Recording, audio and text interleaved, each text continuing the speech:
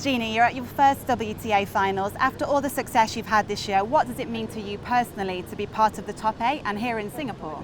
It's very special to be amongst the group of the best female tennis players of the year. I'm very proud of what I've accomplished so far this year and excited to be back in Singapore because I was here in January for the launch of the Road to Singapore with Chris Evert, and it kind of inspired me so much to try make it in October, and I'm so happy that I was able to do it.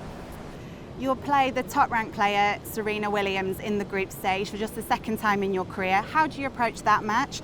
And do you put pressure on yourself because you expect to win, or is it a match where you feel like you've got nothing to lose?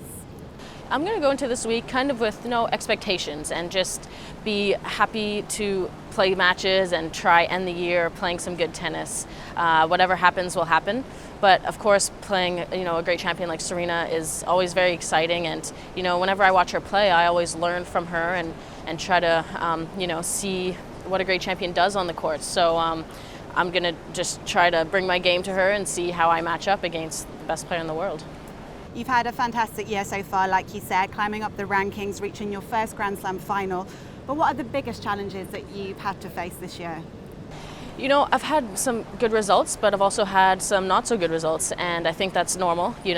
Tennis is up and down, just like life, and I've learned that it's important to be able to bounce back quickly. And I've noticed this past year that actually sometimes when I've had maybe my worst results, soon after I had my best results. So it's important for me to kind of keep not get too down after a loss and not get too high after a win, kind of just stay a bit more level emotionally, and I think that will help me be more consistent and week in, week out play my best tennis.